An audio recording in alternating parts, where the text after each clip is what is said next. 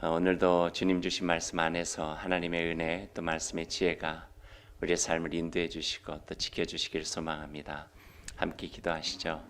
주님 감사합니다. 주님의 말씀 저에게 들려주시니 감사합니다. 우리 마음을 열고 또 삶을 열어서 주님 말씀 듣고 또 소중한 말씀 가슴에 새기고 하나님의 자녀여 주님 예수 그리스도를 따르는 주님의 사람으로 살아가려 애쓰겠습니다. 주님 도와주시고 때로 벅차고 힘들 때 성령님 우리 안에 계셔서 용기를 북돋아 주셔서 믿음의 길 좁은 길이지만 기쁨으로 걸어갈 수 있도록 주님 함께하여 주옵소서. 예수님의 이름으로 기도드립니다. 아멘.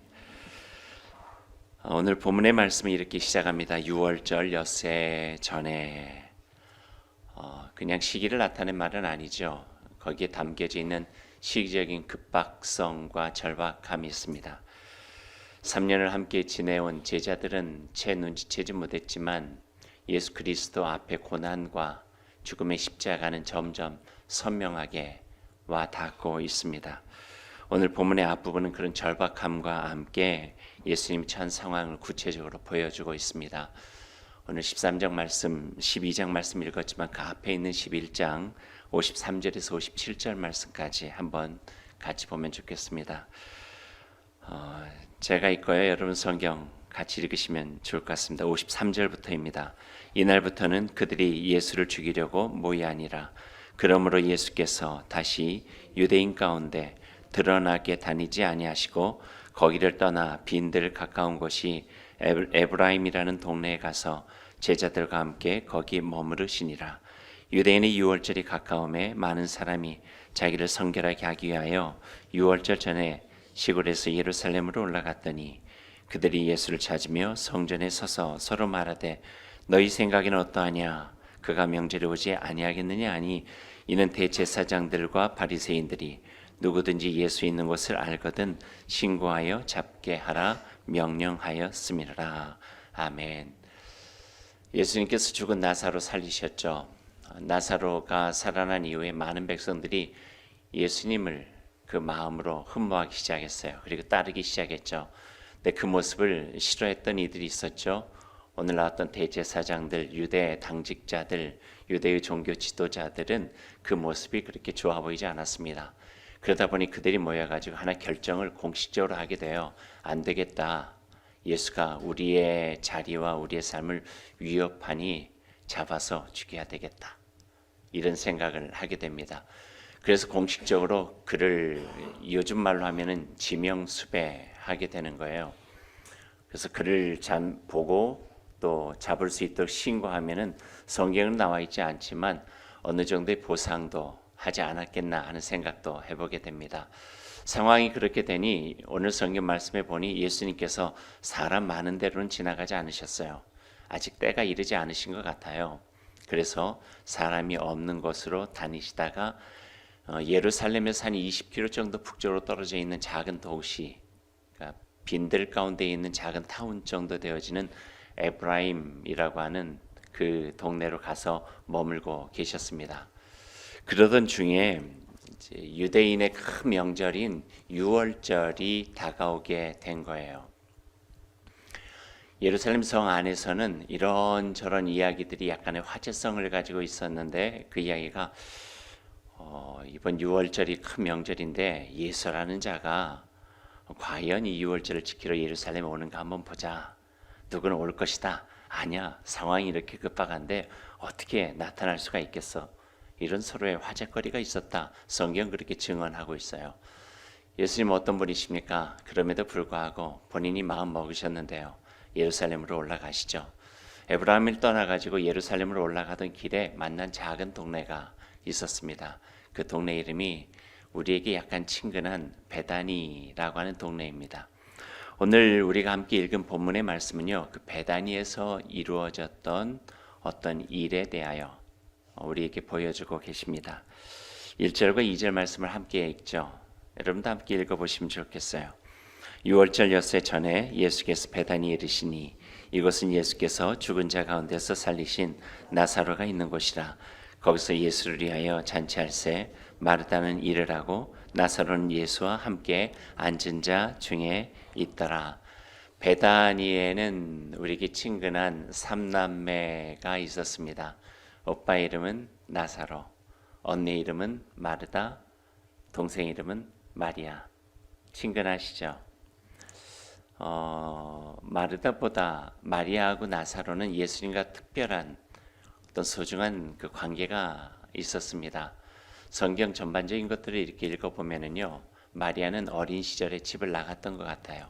거기에 대한 여유는 잘 모르지만 나가서 험한 어떤 상황들을 많이 겪고 많이 지치고 힘들어 있지 않았을까. 그때 예수님을 조우하게 되죠.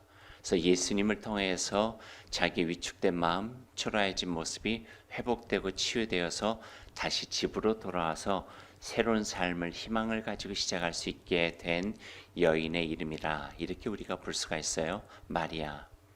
나사로에 대해서는 굳이 설명할 필요가 없겠죠. 나사로야 나오너라. 나사로야 죽은 자 가운데서 나오너라.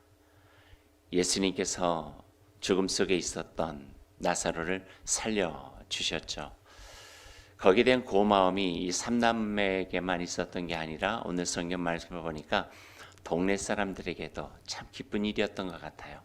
나사로의 친구도 있었을 테고 마리아의 어린 시절 함께 놀던 이도 있었을 텐데 그들에게 베풀어준 예수님의 사랑과 그 놀라운 일들이 그들의 마음에도 얼마나 기뻤겠어요.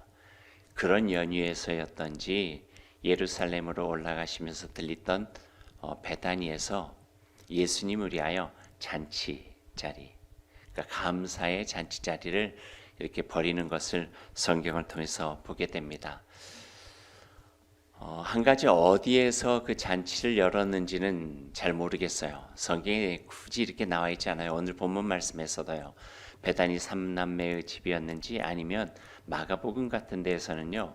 한센병에 고생했던 한 사람에서 그 잔치를 열었다 이렇게 표현이 되어져 있는 거 보니까요. 어디 있는지는 이렇게 명확하진 않은 것 같아요. 근데 성경에서요. 명확하지 않은 건요. 그렇게 중요한 게 아니니까 명확하지 않아요. 그러니까 어디에서 열었으면 뭐 어때요? 하지만 예수님을 향한 그 감사의 마음만큼은 오늘 본문에서도 이렇게 읽혀지고 느껴지게 되는 것을 보게 됩니다.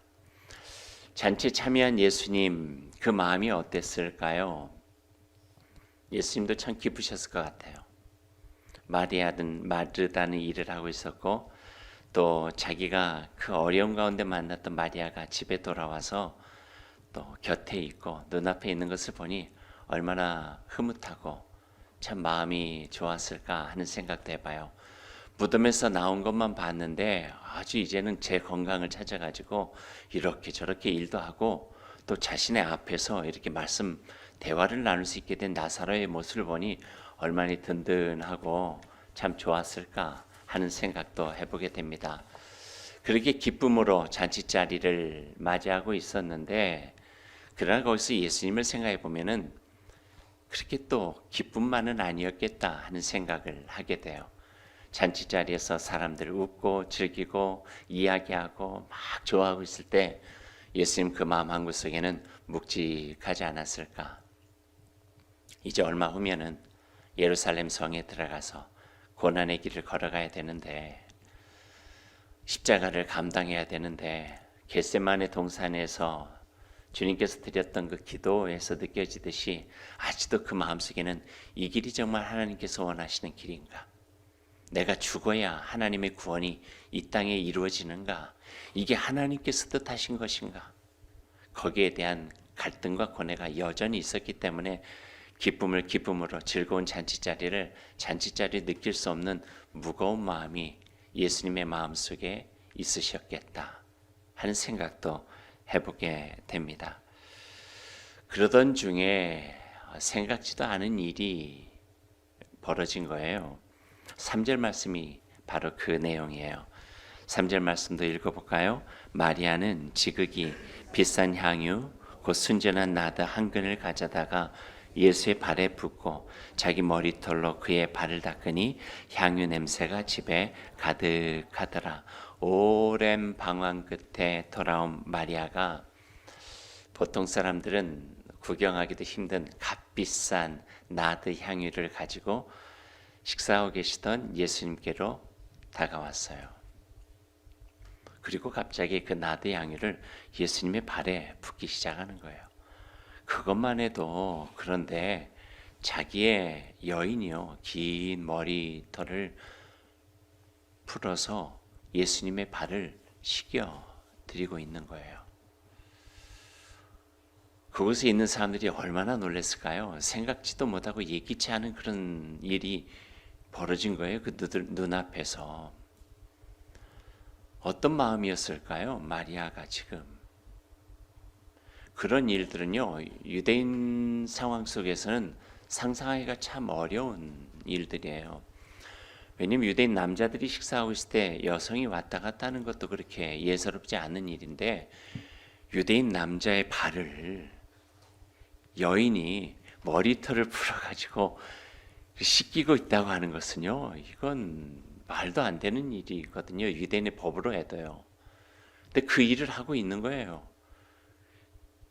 그러니까 그런 행위를 하고 있는 마리아의 마음은 무엇이었을까? 그냥 상상해 보는 거예요. 그러면서 제 마음에는 딱 한 단어가 이렇게 떠올랐어요. 그건 고마움이에요. 고마움. 예수님이 얼마나 고맙겠어요. 자기 인생에 새로운 희망을 가지고 살아갈 수 있도록 세기를 열어주셨잖아요. 돌아올 수 있는 용기를 주셨잖아요.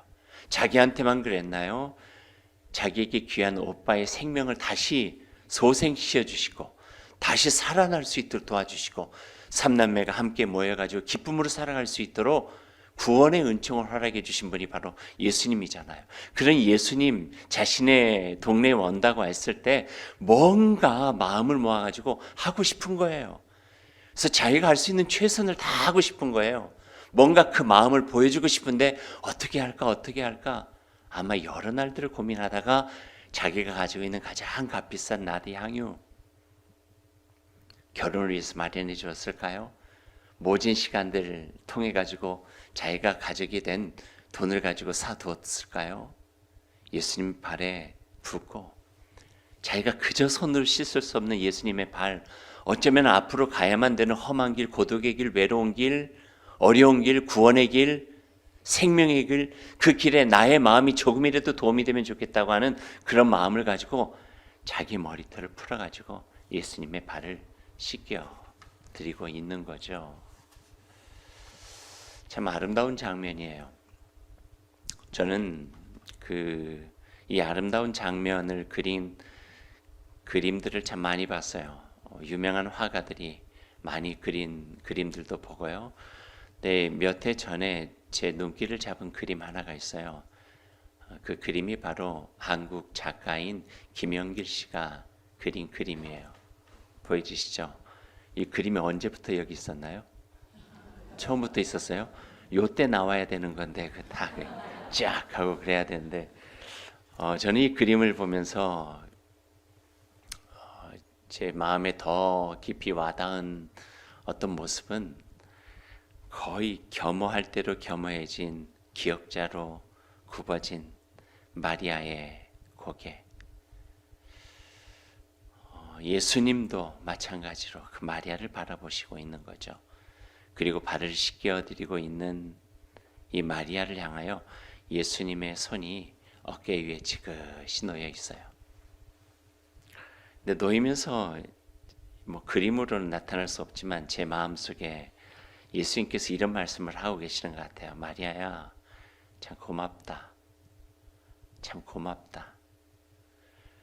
너의 이 행위가 나에게 큰 위로가 된다. 내 마음이 지금 참 힘들고 어려운데 이 발을 씻겨주는 너의 이 모습이 나에게 큰 힘이 되고 용기를 주고 위로가 되는구나. 마리아야, 참 고맙다. 이 말을 지금 예수님께서 하시는 것 같아요. 그냥 그 어깨에다가 손을 쭉 올려주고요. 여기서 하나의 교감이 이루어진 거겠죠.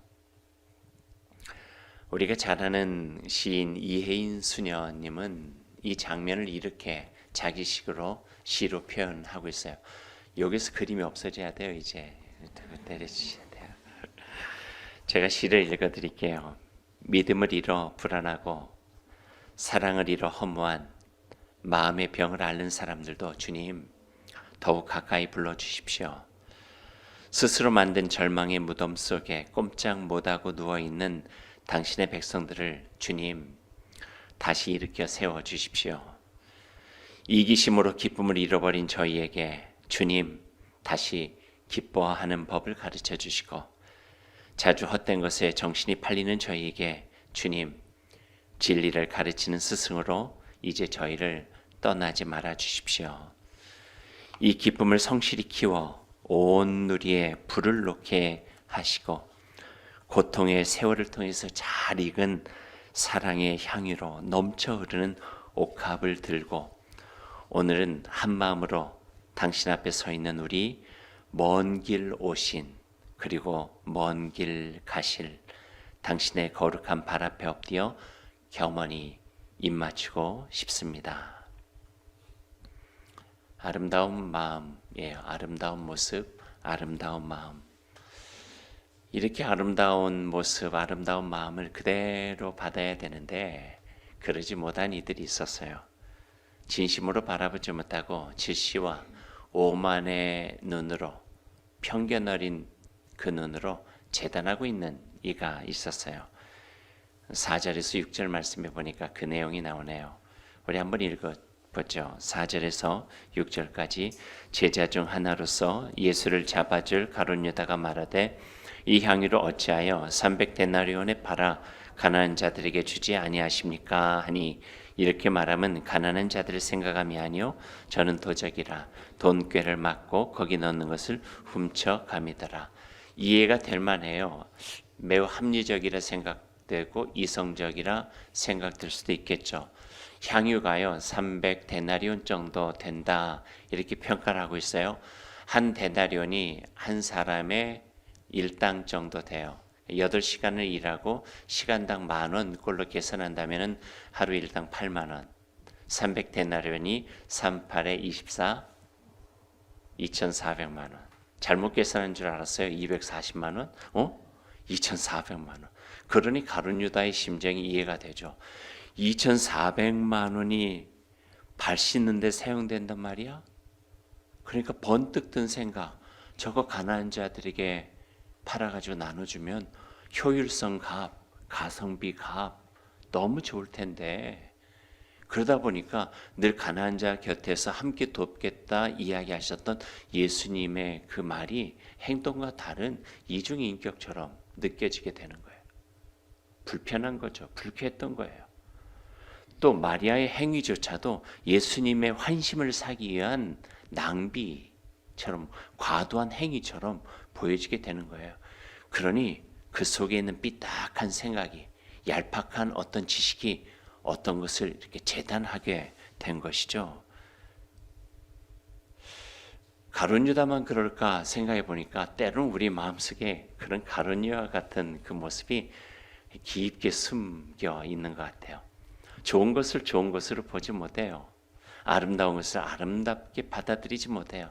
사람의 진심을 알지 못한 채 때로는 자기의 생각을 가지고 이렇게 재단할 때도 참 많이 있는 것 같아요. 세상에서는 얼마든지 그런 일들이 있겠다 생각되어지지만 때로는 예수 믿는 사람도 교회 안에서도 그런 일 때문에 상처를 받게 되기도 하고 서운하기도 하고 마음 아프기도 하고, 교회 공동체마저 그런다면 우리의 마음 둘 곳은 어디에 있을까 하는 그런 상심을 하게 되는 경우들도 참 많이 있는 것 같아요. 신앙생활을 한다고 하는 것이 무엇일까? 예수님의 마음을 본받는 거죠. 너희 안에 이 마음을 품어라. 그 주님 예수 그리스도 그분의 마음이니, 신앙생활이라고 하는 건 무엇일까? 예수님께 보셨던 그 눈길을 우리가 배워가는 거죠. 예수님께서 하시는 말씀과 가르침에 따라서 살아가려고 하는 것이 바로 우리의 신앙생활이라고 한다면은, 예수님께서 그의 삶 속에서 어떻게 하셨는가를 보다 더 깊게 묵상하고 바라보면서 우리의 마음속에 품으려고 하는 것이 신앙생활의 자세요 기본이라 여겨지게 됩니다. 복음서에서 만날 수 있는 예수님의 모습이 있었어요. 예수님은 정말 좋은 걸 좋게 보려고 했어요. 더 깊게 보려고 했어요. 진심을 만나려고 애를 써 주셨던 분 같아요. 예를 한번 들어보죠. 가늠하다가 현장에서 붙잡혀 온 여인, 잘 아는 이야기죠. 많은 사람들은 돌을 가지고 와가지고 죽이려니라고. 예수님 어떻게 해야 되겠어요? 율법에 따라 죽여야 되겠죠? 묻는 거예요. 그래가지고 여인과 함께 예수님까지도 그 올가미에 딱 걸으려고 했던 거죠. 그때 예수님 뭐라고 말씀하시나요? 땅에 앉아서 몇 글자 쓰시는 것 같더니 일어나서 우리가 모두가 다 죄인임을 일깨워 주시고 그 여인에게는 이제 끝이 아니다. 다시 죄지지 말고 새로운 인생을 살아갈 수 있다. 희망을 주시는 거죠. 그런 예수님을 우리가 신앙의 여정 속에 만난다면 우리는 사람을 정죄하지 않아요. 저 사람 안 돼. 예수님인 사람은 그 말을 할 수 있는 게 아니죠. 그럼에도 불구하고 그 사람을 사랑하시는 하나님의 마음을 가지고 누군가는 품어주고 누군가는 도와주고 누군가는 손 잡아주고 세상이 당신을 어떻게 이야기하는지 모르지만 하나님은 여전히 당신을 사랑하고 계시니 용기를 내십시오. 힘을 내십시오. 이거잖아요. 마리아를 만나신 예수님이 하신 말씀이 그 말씀이 아니었을까요? 성경 안에 있는 또 한 가지의 이야기를 해보죠. 태어날 때부터 앞을 보지 못하던 아이가 있었어요. 부모와 그 아이가 같이 써 있던 모양이죠. 바리새인들과 거기에 있는 율법에 정통한 자들이요. 예수님 앞에서 이렇게 묻는 거예요. 이 아이가 이렇게 된 것이 아이의 죄입니까? 부모의 죄입니까? 저는 어떻게 그런 모진 말을 할 수 있을까 이해가 안 돼요. 아이에게는 얼마나 상처가 될 것이며 그 아이를 낳은 엄마 마음은요. 그 말을 듣는 순간에 갈갈이 찢어졌을 거예요. 왜냐하면 보세요. 그 아이가 낳았을 때 엄마 마음은 내가 뭘 잘못 먹어서 애가 이렇게 된 건 아닐까? 내가 이 아이를 가진 다음에 내가 뭘 잘못했기에 아이가 이렇게 약하게 태어났지? 그것 때문에 얼마나 그 마음을 100번, 1000번 힘들어했을 텐데 그 엄마, 그 아빠, 부모 앞에서 이 아이가 누구 죄 때문에 이렇게 된 것입니까? 아이의 죄입니까? 부모의 죄입니까? 할 말도 아니잖아요. 근데 예수님 뭐라고 이야기하세요? 그런 상황 속에 아니다. 누구의 죄도 아닙니다. 이 아이를 통해서 하나님께서는 영광 받기를 원하십니다. 그 불쌍한 영혼을 통해서도 하나님께서는 영광 받기를 원하시는 그 아이입니다. 이 장애가 그에게는 저주의 어떤 상황이 아니라 그를 통해서도 하나님께서는 사랑과 은총을 보여주시고자 하시는 하나님의 마음이 이 아이에게 있습니다. 이게 바로 예수님의 마음이거든요. 그 마음을 보면은요, 어떻게 차별을 해요? 어떻게 혐오를 해요? 어떻게 사람의 모진 말로 내가 가지고 있는 얄팍한 지식을 이렇다 저렇다 이야기할 수 있을게요? 할 수가 없는 것이죠. 신앙의 마음이에요. 신앙의 마음. 또 한 가지 이야기를 해보죠. 안식일이에요. 안식일 법은요, 유대인들이 지키는 정결법 중에서도 아주 대단한 거였어요. 제가 캐나다에서 살 때 마침 저희 교회가 있었던 동네가 유대인 거리가 있었어요. 그곳에 유대인 거리에 있는 아파트에 저희 교우들도 살았는데 거기에 토요일쯤 이렇게 신방을 가면은요, 좀 특이한 걸 봐요. 그 안식일이 되면은 그 엘리베이터가 세베티칼 엘리베이터로 바뀌어요. 그러니까 안식일 엘리베이터로 바뀌는데 20층짜리 엘리베이터잖아요. 그러면 거기에 1층부터 20층까지 다 눌러져 있어요. 그러니까 내가 7층 가고 싶으면 7층을 누르는 게 아니라 내가 손가락을 들어가지고 버튼 누르는 게 일인 거예요. 그러니까 다 눌러놔요. 그래가지고 그냥 조용히 내리기만 하면 돼요. 그 정도로 정결법, 안식일법을 지키는 이들이에요. 그런데 안식일에 허리 굽은 여인이 들어온 거죠. 안식일에 그 여인을 고치는 게 맞냐, 고치지 않는 게 맞냐. 참 사람들 생각도 고상해요. 보아야 될 것들은 보지 못하고 보지 말아야 될 것들만 자꾸 자기의 주도권인가요? 기득권인가요? 근데 예수님, 너희들 그런 이야기 해. 아는 것도 없이 가서 고쳐주세요. 그게 예수님이에요. 예수님. 생명의 일이라면, 평화의 일이라면, 정의 일이라면, 하나님의 뜻이라면 힘들고 어려워도 그 길을 묵묵히 걸어가는 것, 이게 신앙이겠죠. 그게 우리에게는 용기가 되고 길을 더 선명하게 알게 하고 걸어갈 수 있도록 북돋아 주시기도 하고요.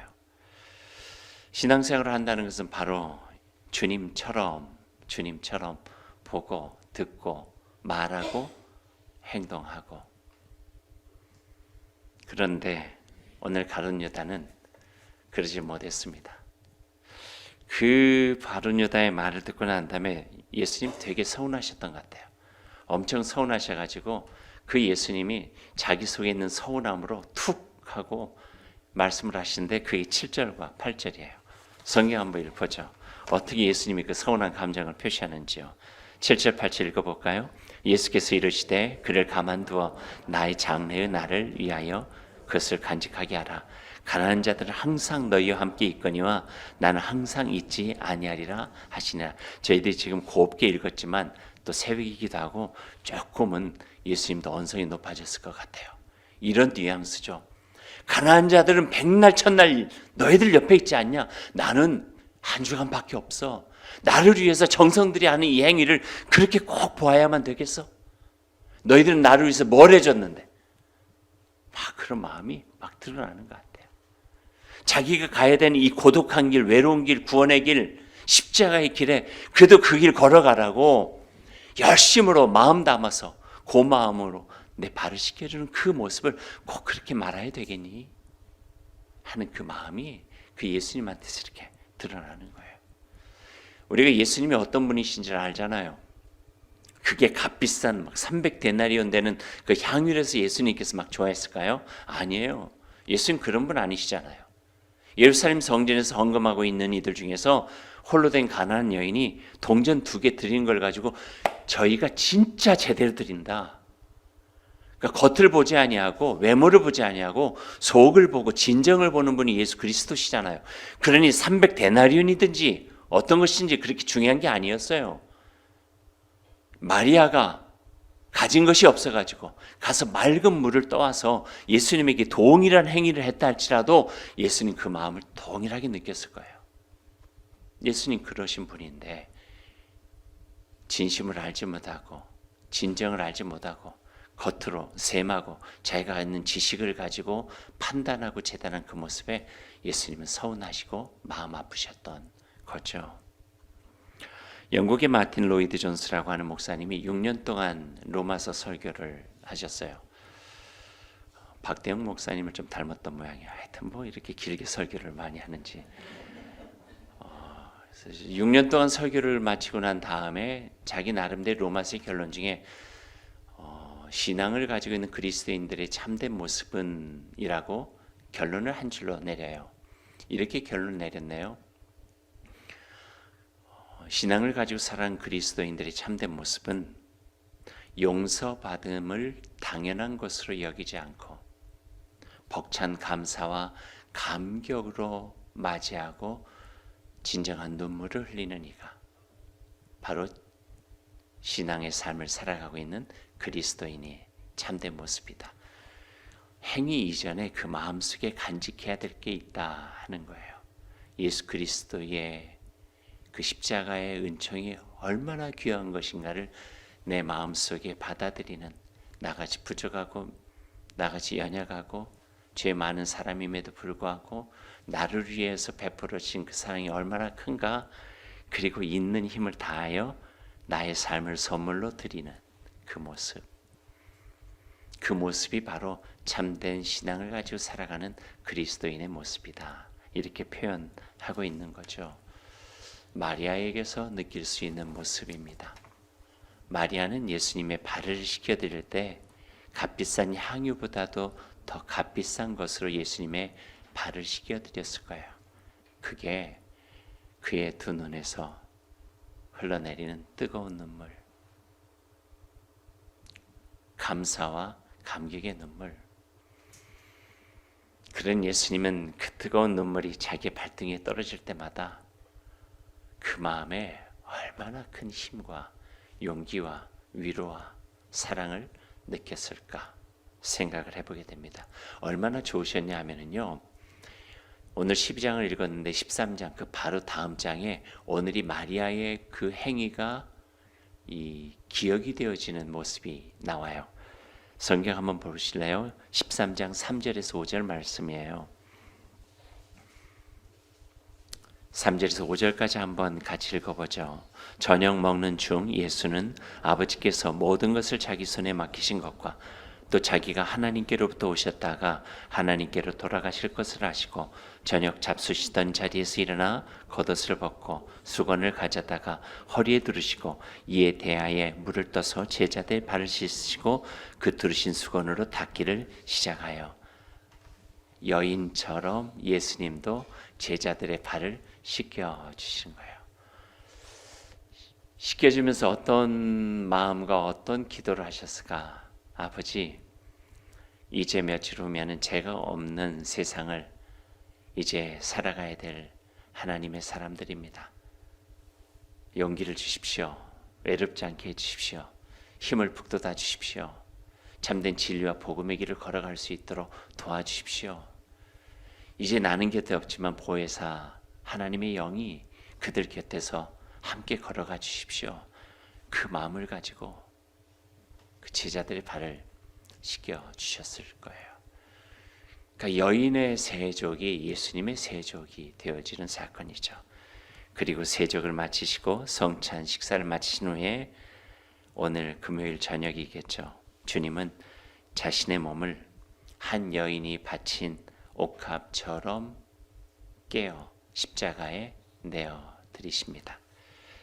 자신의 몸이 깨어져서 피 한 방울, 땀 한 방울까지 다 쏟아내시며 우리에게 그 크신 하나님의 사랑을 베풀어 주신 것이죠. 그리고 주님 스스로 향유 옥합 되시고 십자가에서 깨어진 주님의 몸은 정말 값비싼 향유처럼 온 세상 온 누리에 그 향기를 내뿜으며 하나님께서 이 세상을 어떻게 사랑해 주셨는지, 어떻게 우리를 아끼시고 구원을 베풀어 주셨는지를 우리에게 알려주고 계십니다. 사랑하는 여러분, 주님은 우리에게 그렇게 아름다운 선물이 되어 주셨습니다. 선물을 받고 살아가는 우리 소중히 여기고 우리의 삶 또한 하나님의 나라를 위해서 사용되어지는 귀한 선물, 아름다운 선물 될 수 있기를 간절히 소망합니다. 아멘. 사랑의 하나님, 자비 하나님, 우리 주님은 자신의 몸을 한 여인이 바친 옥합처럼 깨어 십자가에 오르셨습니다. 자신의 몸이 깨어져서 피 한 방울까지도 다 쏟아내시며 우리에게 그 크신 사랑 베풀어 주셨습니다. 주님 스스로 향유 옥합 되시고 우리의 구원을 향한 아름다운 선물이 되어 주셨습니다. 십자가에서 자신의 몸을 으깨어 온 세상을 향기로 가득 채운 옥합, 우리가 믿고 따른 예수 그리스도 그분이십니다. 이제 주님 마음에 새기고 그분을 믿고 따르는 그분의 제자로서 하나님의 백성이 하나님의 신실한 자녀로서 견고한 믿음과 굳센 신앙을 가지고 이 땅에서 하나님의 뜻하신 바를 이루어갈 수 있는 주의 사람 될 수 있도록 인도하여 주옵소서. 이 마음과 이 다짐을 가지고 하나님의 자녀답게 주님 예수 그리스도를 따른 이답게 살고자 하는 사랑하는 여러분 가운데 여러분이 함께 섬기는 귀한 주님의 몸된 교회 소명교회 가운데 여러 가지 위기 속에 있는 하나님께서 주신 창조 세상 가운데 하나님의 크신 사랑과 예수 그리스도의 은혜와 성령님의 하나 되게 하심이 늘 함께 하시기를 간절히 축원합니다. 아멘.